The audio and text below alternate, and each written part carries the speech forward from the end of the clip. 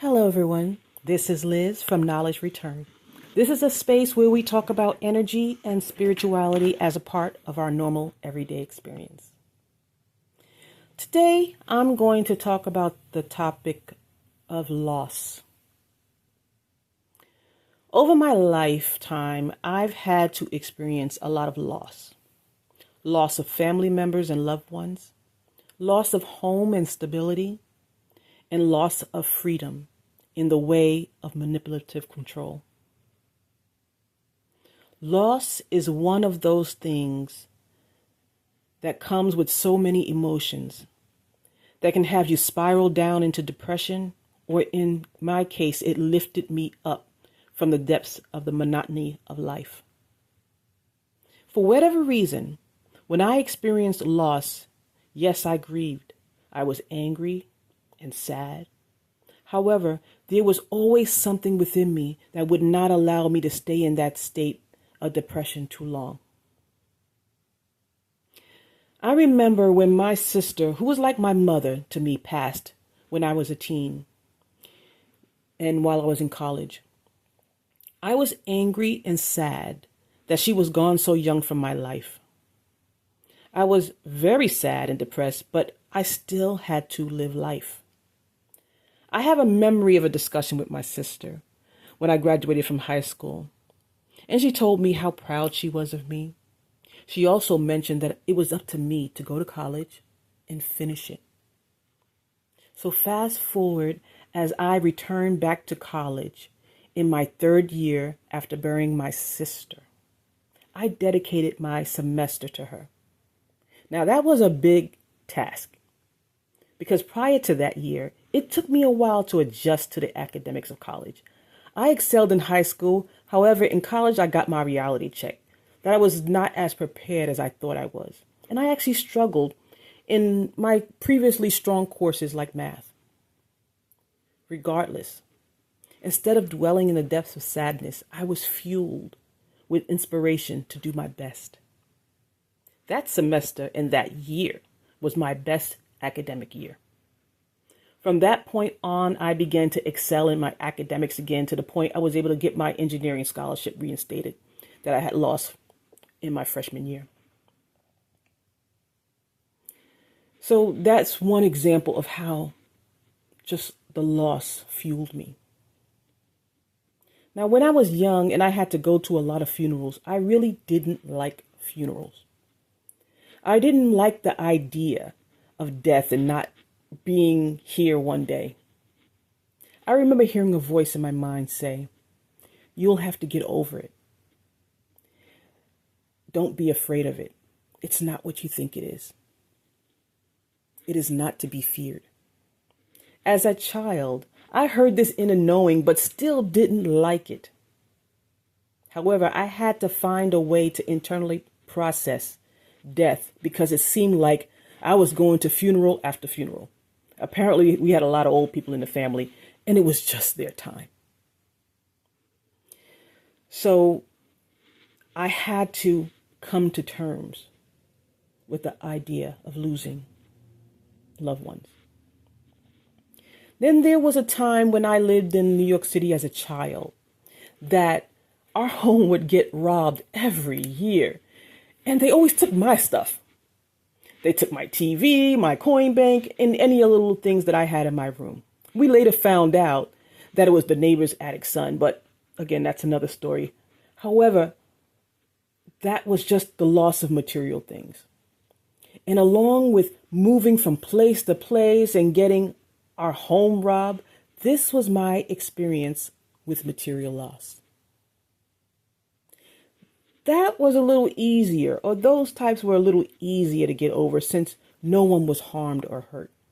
The material loss and stability of housing or instability in housing could be replaced, and it was.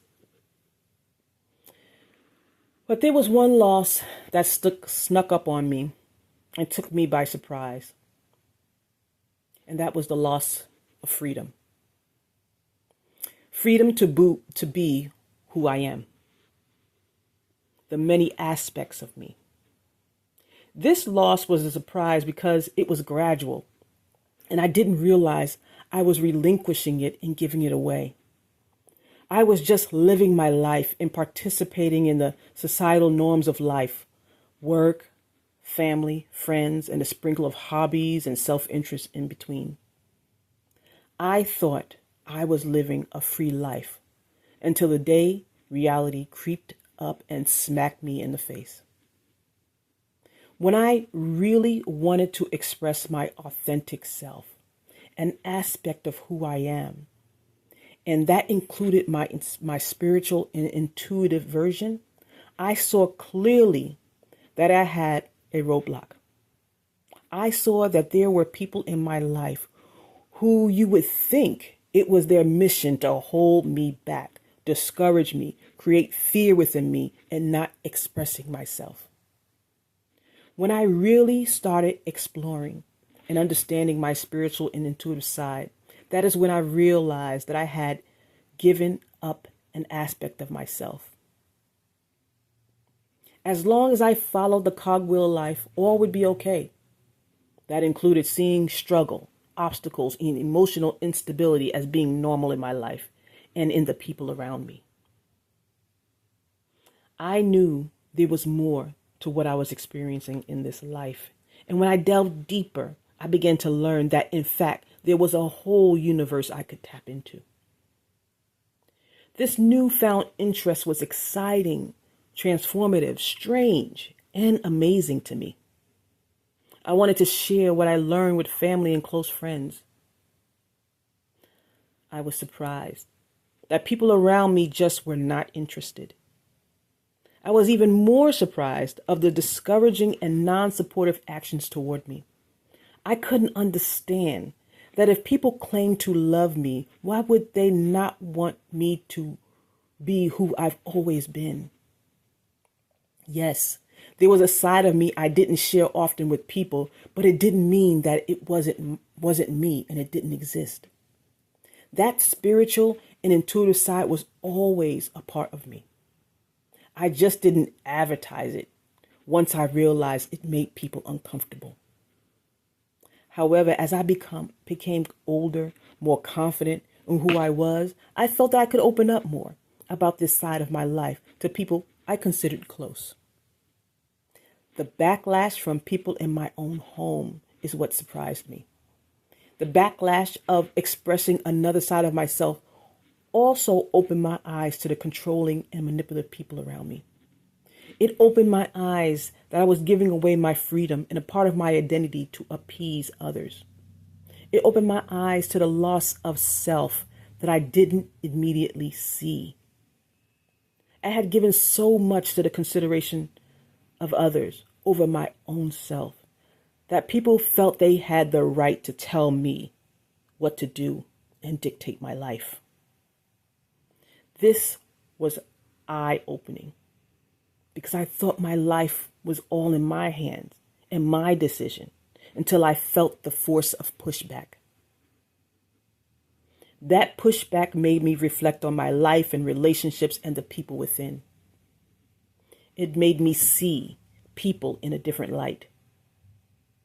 It helped me to see there were people who just had to cause challenges, adversity, and struggles in my life.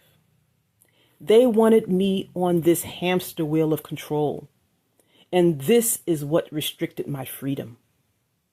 I was disrupting the flow of the hamster wheel, and that could not happen.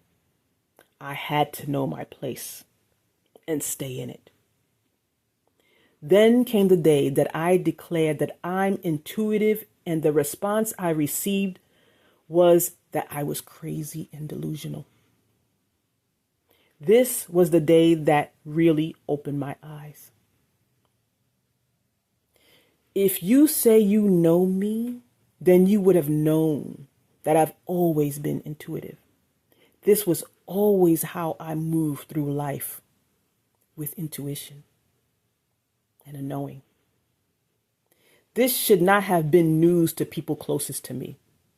However, I was made to believe that this was something new and strange for them. That's when I realized how much I was being controlled, gaslit, and manipulated. This is not to say I didn't know before, but I always gave the benefit of the doubt that the person who would, or the people around me would just do better the next time. However, this one thing, no one could gaslight me on, because this was my life. This was my entire life experience. This was me. You can't tell me who I am. I tell you who I am. That's when I realized that I had lost an aspect of myself and I needed to declare and reclaim it. I not only needed to reclaim an aspect of myself, I needed to stand in that energy, power, and authority that came with it. I needed to reclaim and become who I was always meant to be.